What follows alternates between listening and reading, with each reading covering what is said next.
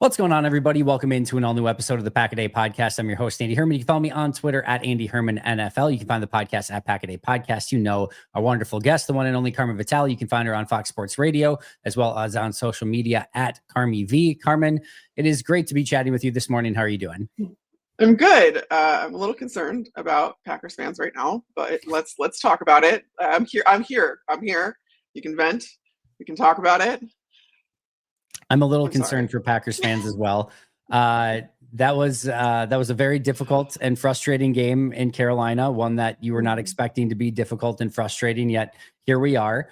Let's start there, and then we'll break in all the minutia of all of it surrounding it. What happened, Carmen? Why did this team that has been mostly good, that has very high expectations, that was 13.5-point favorites, that was playing at home, where when they have looked good, they've primarily looked really good at home, not be able to get the job done against the Carolina Panthers team that's been, they've been fine, okay, whatever, but certainly not a team that's expected to be at Green Bay's level?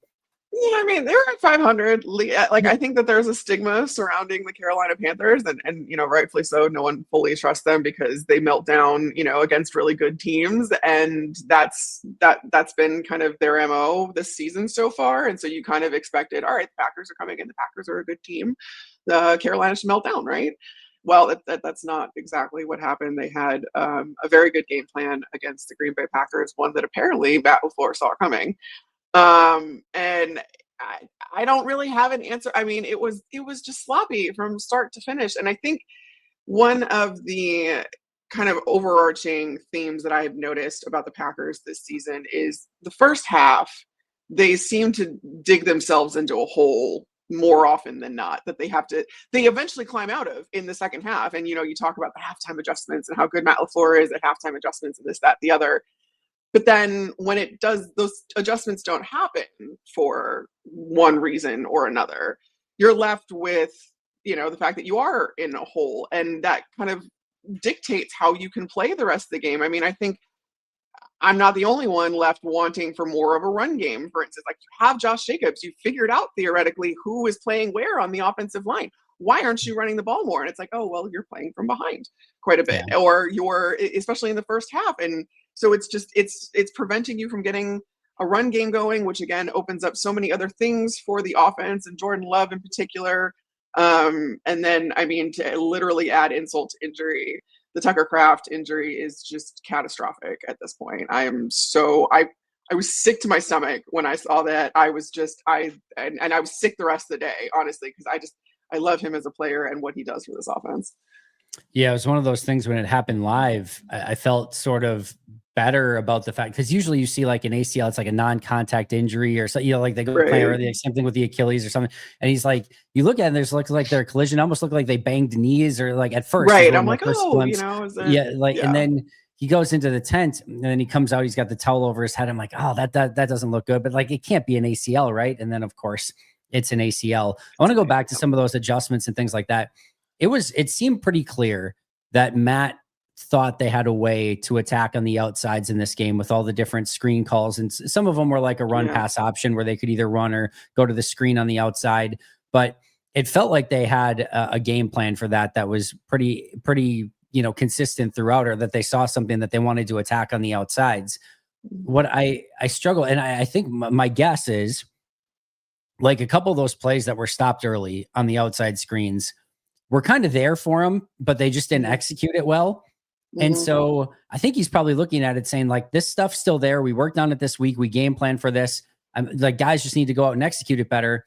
But when it happens over and over and over again, where you're not getting any yardage and they're consistent, the defense is consistently all over it, at some point, like, it needs to click of like, all right, we probably don't need to go there, especially in some like a key third and 4 situation that ends up in a 4th and 8. And then you make the decision poorly to go for it on 4th and 8. It just felt like everything spiraled and snowballed in this game, and everything that they prepared for didn't work and Carolina was ready for. And there was just a lack of evolution in this game, or adjustments in this game, to get specifically the offense back on track and really try to help out a defense that held the Panthers to 16 points. And if you could have gotten some points or the lead on your own, they have an easier day at the office where Rico Dowdle isn't just running, 30 to whatever it was, 150 yards on the day. And you could have maybe got after the quarterback a little bit more, but they just needed to make better adjustments, and it didn't feel like they did.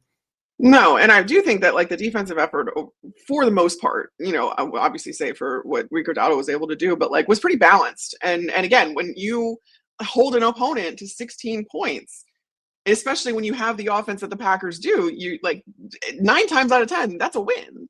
And it just so happened that this wasn't, and there were some. I mean, I think that combined with just some catastrophic decisions that were made that were mistakes that ended up, turning into points, and or at least stifling the Packers' attempt at points. There was just no rhythm to the offense. And I think that that's been kind of, again, the story, especially in the first half for this team for a lot of it. And you're relying way too much on Jordan Love making some of these insane plays. And so that it breeds this necessity for him to do that. And even when it's not there, and even when it is throwing into triple coverage and all that other stuff, because that's what it's taken up until this point. And it just didn't happen this time around. I don't, I'm not going to glean that their season's over or that this isn't actually a good team and all that.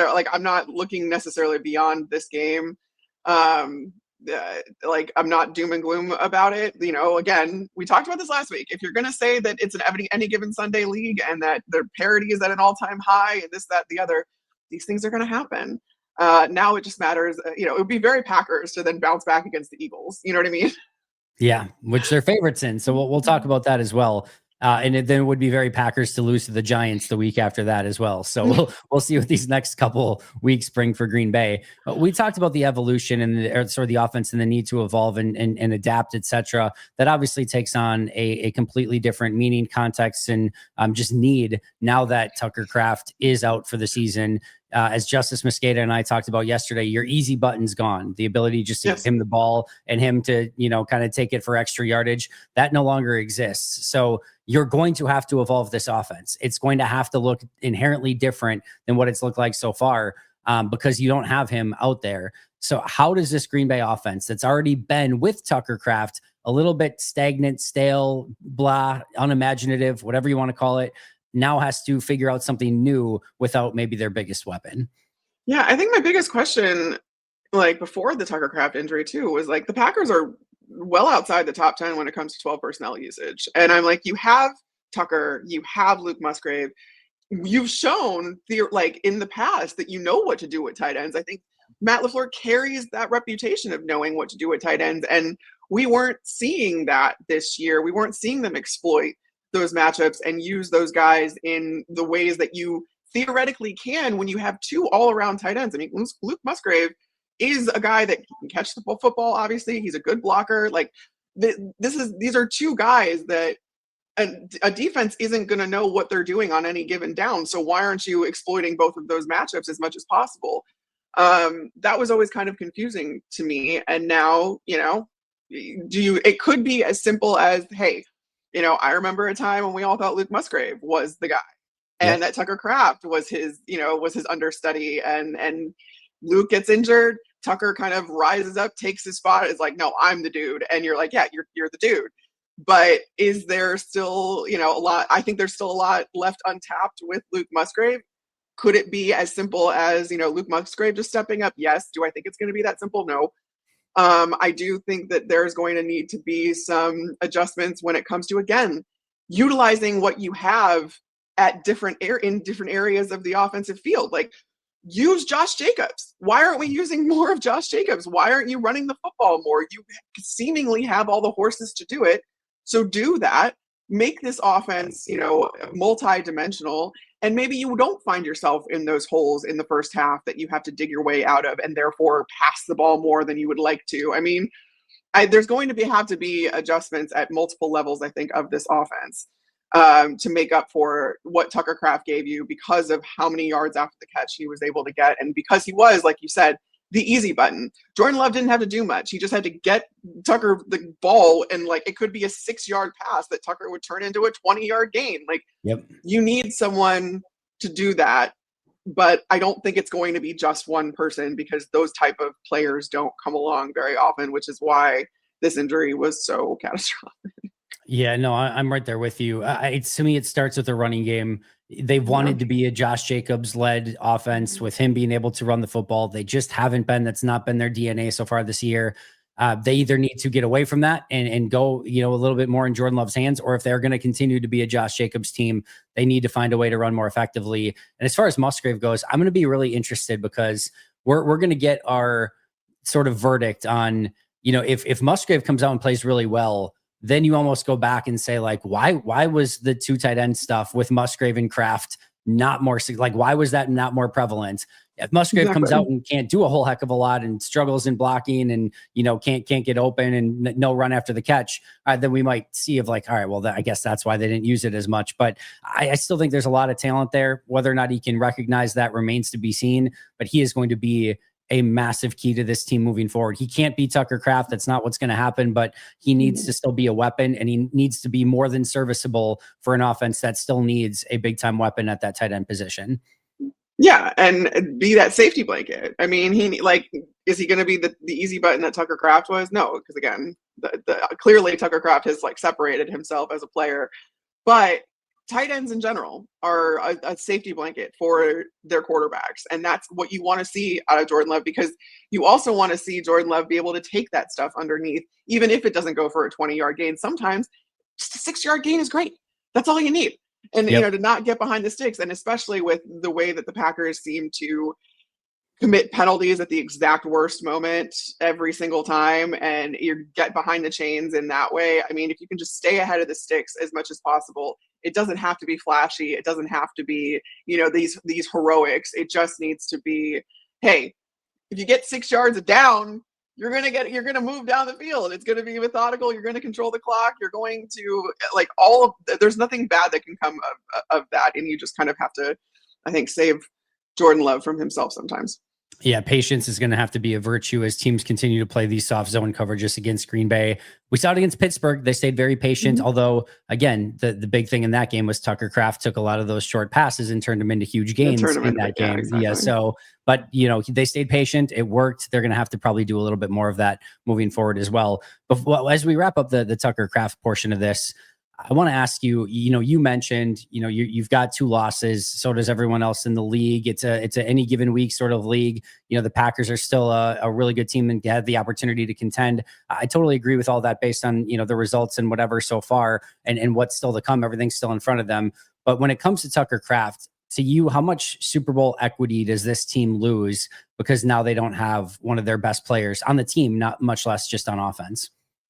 Yeah, I mean, I do think it affects how confident you are with where Green Bay can go. However, my reasoning for thinking that, Green Bay was a true Super Bowl contender came because of the Micah Parsons trade. And it's something that I've talked about a lot this offseason, where I was like, this team, as weird as it sounds, with a team that has Jordan Love, and for as much as I have demonstrated, I believe, in Jordan Love, because I do, this team was always going to go the way that the defense went and how good the defense could be. And I know that the Carolina game is not a good example of that, because, again, the defense did their job for the most part, and they still didn't win the game. And I think, when there is a catastrophic injury like that happens in the game, there's a domino effect to that. And so I'm willing to take that more as a one-off, because, again, 9 times out of 10, your defense holds an opponent to 16 points. You're going to win that game. So I really do believe in this team, because I believe that, their defensive personnel is so good at every single level. I mean, they're just complete in that way. And if you can continue to hold opponents and take the ball and get more takeaways, I mean, I think that's one thing that they're still wanting for is more takeaways. But if you can find that groove again, like you had last year, on top of the improved pass rush, then, I mean, I still think that this is a really good contender, and that it has as much of a chance as any of these teams. That's the other good news for the Packers, is like, who else are you really that confident in, especially in the NFC at this point? I mean, okay, Philadelphia, but if you go out and beat Philadelphia this week, like how am I supposed to take you any less seriously than them then? You know what I mean? So like I think that nobody has really grabbed the bull by the horns this season across the league when you look at it, of like, these are definitely Super Bowl contenders. We are halfway through the season. It would be completely, we've seen it happen before where we're like, oh, this team is like unstoppable. They're going to run right to the postseason at the very least. That hasn't really happened. And even in the division, you talk about Detroit, who on paper still, and clearly they survived the coaching attrition very well. They made that transition almost seamlessly, save for the first game of the season, but their injuries are stacking up again. So I'm like, I can't be confident in them either. So if it has to be someone, it still could be the Packers. Yeah, none of these teams right now in the NFL as a whole should be satisfied with where their teams are at. Every single one has room for growth and improvement and has to figure out and iron out some issues on their own side of things before they're ready to contend for a Super Bowl. The Rams are the one I will say I'm keeping a little bit of a close eye on in the NFC. I think they're a hell of a good football team, and if they can stay healthy, I think they're going to be very dangerous come playoff time. But we'll wait and see on exactly how that happens, because there's a lot of time left. And to your other point, injuries can play a major factor, just as we saw this past week, unfortunately, with Green Bay. One of the things I wanted to ask you about as well, this is a team that when the offseason started, or when the last season ended, Brian Gutekunst came out and said, we've got to have urgency. It's time for this team to start winning championships. And he backed that up by trading for Micah Parsons and making sort of an all-in sort of move for this upcoming window, not just this year, but maybe the next few years. But everything else that happened in the offseason wasn't maybe necessarily done without urgency, but he understood the importance of maybe getting these things right and having some hits and trying to get this team even supercharged to compete right now. And right now, the impact of all of those players, besides Micah Parsons, which is a big asterisk, that's a huge besides, like he's been amazing. Right. But you sign Aaron Banks to a huge deal. He's been really banged up, got another injury this week. And then he's been went out there. Okay. He certainly hasn't been the huge free agent signing that you would hope that you would get when you spend that much money. Nate Hobbs, another big free agent signing. Very high-end market if you're looking at him as a slot corner, even still a really good deal for a starting corner, regardless of what position. And he has struggled mightily, got benched a couple weeks ago, played minimal snaps this week. I thought he looked really tough again. And now he's going to be out for a couple more weeks with an injury. And then you look at the draft and everyone is excited about Matthew Golden. I still think Matthew Golden is really talented. I think it's a matter of when, not if. I think it's just getting him the ball a little bit more and being a little bit more concerted in the effort of getting him the ball. I don't think Golden's doing anything wrong as of yet, but we haven't seen the impact from Golden. And then Anthony Belton is not playing. Savion Williams is kick returner, handful of snaps here and there, hasn't made a huge impact other than the fumble against Carolina this week, which was a catastrophic play. Barron Sorrell this week, I think, was down to one snap on defense. Colin Oliver has been hurt the entire year. Warren Brinson has been inactive on any game that they have had, all four of their other defensive tackles. Micah Robinson's currently a Tennessee Titan, and John Williams is probably going to be out for the entire year. So this free agent and draft class, outside of, again, the massive swing for Micah Parsons, which has worked out beautifully, has not really shown what they were hoping for, and they have not really helped this 2025 team. Hey friends, Andy Herman here. Time to get our sleeper picks in for this upcoming Sunday. And I'm going with the international game, which is always fun, but it's always a little bit more exciting when you add some sleeper picks on top of it. Tried a little different philosophy this week. I'm excited about it. We're going Michael Penix, longest completion, greater than 33.5 yards. Darnell Mooney, longest reception, greater than 17.5 yards. And Tyler Warren, longest reception, fewer than 19.5 yards. I'm excited about this one. Get your picks in over at Sleeper. And the best part is that you can get a 100% match up to $100 by utilizing code PACKADAY. Again, a 100% match up to $100 by utilizing that code PACKADAY. Terms and conditions apply. See Sleeper for details. Available in over 25 states nationwide. So what are you waiting for? Get your Sleeper picks in today. Hey friends, we'll get back to Carmen Vitali in just a moment. Before we do so, I want to shout out Luigi's Frozen Pizzas for sponsoring today's show. What sounds better right now than a thin and crispy pepperoni pizza made in Wisconsin with real Wisconsin mozzarella cheese, Parmesan Romano, that to die for tomato sauce. It is the perfect pizza. I haven't even talked about the perfectly seasoned pepperonis. You guys are going to want to check these out. If you want to find the closest one to you, go to luigispizza.com. find their store locator and find the Luigi's closest so you can pick up these delicious pepperoni pizzas. And of course, make sure to follow them on social media at Luigi's Pizza as well. Also want to shout out Ryan Nelson, Alchemy Wealth Management, retirewithryan.net. This is the perfect place to start your retirement planning, your retirement future, or if you already have your retirement set, to upgrade it even further. Check it out over at retirewithryan.net, a free consultation for Pack-A-Day podcast listeners and viewers. So make sure to check that out. Get that consultation set up. Stop procrastinating. Get it in order today at retirewithryan.net and Alchemy Wealth Management. All right, now let's get back to Carmen Vitali. Yeah, it's interesting to think that like before the Micah Parsons trade, everybody was excited about all of those moves. And now you're thinking like, oh God, if they hadn't made that Micah Parsons trade, this would be like, it'd be in a really bad way, right? Yep.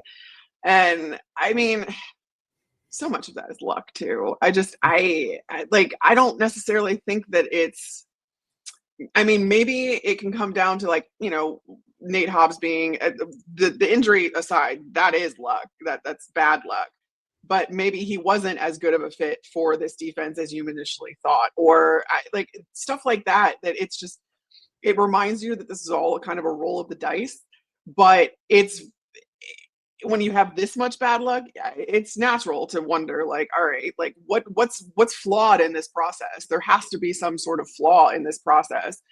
And I mean, that's for the front office to figure out, but it certainly doesn't make you feel any better because yeah, you went into this season thinking, all right, you addressed everything that you needed to very handily. Like you took the big swing with the offensive lineman. You went and got some help for that secondary. You took a receiver in the first round for the first time in decades. Like those things are indicative of urgency, but none of them have panned out. I think with Matthew Golden in particular, you have to find like the hierarchy in this receiver core. If you're Matt LaFleur, if you're Jordan Love, like you have to figure out who is your guy, who's the second guy, who's the third guy. And I realize that I think people get confused with like, all right, you have all these options, which is great. And that it makes it really hard to game plan for and this, that, the other.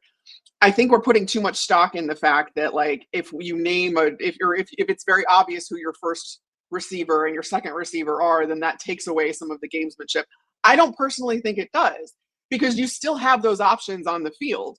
And I think it gives everyone a clearer picture on your offense of where the ball is going to go, what guys can expect, and then get more into a rhythm with this offense, which is not something we've really seen so far this season. I think the sheer availability of those guys is great, but you need to establish some sort of hierarchy if you expect to get into any sort of rhythm, and that's not something we've seen so far. I like Green Bay's overall general philosophy of having depth and competition, and everyone's going to have to compete. That's fine and well. Let the competitions play out during practice and let that be the place. To me, this team has a little bit of an issue with getting their best players out on the field. Justice and I talked about like Evan Williams is not playing some snaps at safety. He's arguably been their best safety. There's no reason whatsoever to take him off the field. Nate Hobbs has been categorically bad at corners so far. And Carrington Valentine, while not perfect, has played some pretty good football, yet you're still trying to rotate snaps. No, just go with Carrington Valentine. Let him be the guy. Your best two-time All-Pro kick returner has yet to return a kick for you this season. He hasn't done it a single time. Like it just at wide receiver, it does feel like at times there's a little bit too much Malik Heath and Savion Williams. And can you just get a little bit more Matthew Golden and your top wide receivers out there? So it just feels like at times this team kind of overthinks it. And in the idea of the spirit of competition and everyone's getting some snaps, and it's like, just get your best guys out there. That's what every other team is doing. They're putting their best players on the field. They're putting them in positions to be successful. I think Matthew Golden's super talented. They've got to find a way to unlock him. And he's not, to me, getting paid off for some of the really good work that he's doing out there. Yeah, I think that's a really good way to just succinctly put it, of just like, just stop overthinking it, get your best guys out there, because that's I think what, and that happens. Like you have kind of paralysis of choice or whatever it's called, where like you have all these choices and you can't make those decisions, but like, that's your job. You have to be able to do that. And that's the only shot you have of, again, establishing a rhythm and some type of consistency and rapport, because otherwise, like the chemistry between the quarterback and his receivers, just as an example, I know like, this exists all over the field, but that chemistry is so incredibly crucial. And you have to operate with some sort of intentionality in order to get them there. And, we don't know what's going on in practice. Maybe like Matthew Golden is dropping a bunch of footballs and we just don't know. That's I guess that's completely possible and plausible. But at the halfway point of the season, regardless of who it is, you should figure it out. You should. Yep. Yeah. Very much so. No, we're 100% in lockstep on that. The good old paralysis by analysis is the. There it is. That's what I was looking for. Of course, as you mentioned, it's a week-to-week league, and the Packers have every right to go against Philly this week and find a way to win against Philly. They don't often lose 2 in a row at home. This is going to be a huge game in the NFC. What do they need to do to bounce back and pick up this win? Yeah, I mean, I think the offensive line is just going to be incredibly crucial because Philly's strength starts up front on that defense. I mean, their defense is complete as well, but like they really need to just keep Jordan Love, give him some time to throw. I mean, I wish that he was, for as much as they operate out of the screen game and they want to operate out of the screen game, Jordan Love is still taking his time with the football, which you don't love. I think against Carolina, his average time to throw was like 2.98 seconds. And you're just like, no, that's not going to work. We need to get that to under 2.5 if you're going to try and operate a quick game. Because otherwise that just renders it clearly ineffective, which happened against the Panthers. So I think Jordan Love needs to work on getting the ball out quicker. I think the offensive line needs to hold a lot. I just think so much of this comes down to the trenches, and then you need to see a rapport grow between Jordan Love and Luke Musgrave pretty quickly here. And see, I would love to see Luke Musgrave kind of be one of those safety blankets that Jordan Love can just kind of dump off and be a little bit more patient. And again, that helps with the quick game too. Just get the ball to your tight end, get the ball to Josh Jacobs in whatever way possible. I mean, I want them to be a little patient, but hurry up, if that makes sense. No tempo, but patience within this in what the defense is giving you, but some tempo would go a long way, and just trying to get this team maybe a little bit of a spark as well. But I ask you, please do not say the offensive line needs to hold. Based on what we saw last week, they might take that a little bit too literally. And don't actually hold. I'm totally kidding.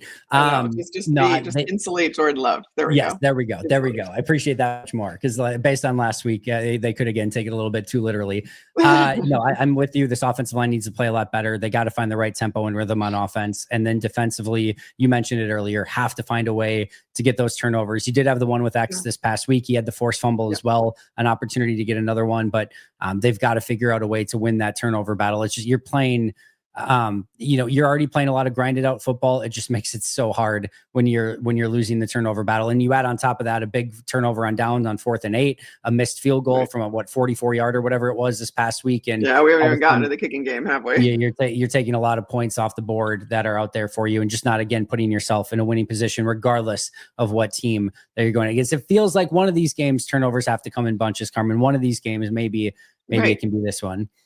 I mean, we talked about that coming out of the bye, where it was like, okay, this is where this needs to get going. The turnovers can come in bunches, and then from then on, it kind of, the dam breaks, right? And then you get it. It's like that chicken or the egg thing of like, do you need to feel what it feels like before it can come, or do you need to, I don't know. It's just, it needs to happen, because again, especially against a team like Philly, who is capable of scoring a boatload of points because they have so many different offensive weapons. You need to be able to score points, and the best way to be able to do that is to limit the points that your opponent is scoring, but give your offense extra chances. And that's what's kind of been missing out of this defensive effort so far this season for the Packers, where it just we haven't seen those bunches. We haven't seen multi-turnover games. So or takeaway games, I should say. I need that to happen for this defense, because again, they have the horses. We know they have the horses, and it's just, it shouldn't be an either or type of thing. Like, you shouldn't have to choose between a pass rush and having takeaways. Like, that is supposed to work in conjunction with each other. Yeah, no, I'm right there with you. And again, it's going to be paramount that this team starts turning over teams a little bit more, and also taking care of the football on their side of things. It was a wild week in the NFC North. Of course, we talked about the Packers losing to the Carolina Panthers, but also Minnesota upsets Detroit, and Chicago gets a crazy, I would say come from behind win, but they were well ahead and then completely vomited up a 14-point lead, but then found a way to win at the end. Crazy week. I'll let you talk about that, but also some big games this week: Bears, Giants, Vikings, Ravens. Vikings, Ravens almost feels like a playoff elimination game. Like the loser of that one is just really behind the eight ball. The winner still got a puncher's chance. And then Lions, Commanders, which to me feels like the lead pipe block of the week with all the stuff that the Commanders are going through and a billion injuries, and the Lions going to be super pissed off based on their loss to Minnesota. But thoughts on the slate of games in the NFC North overall?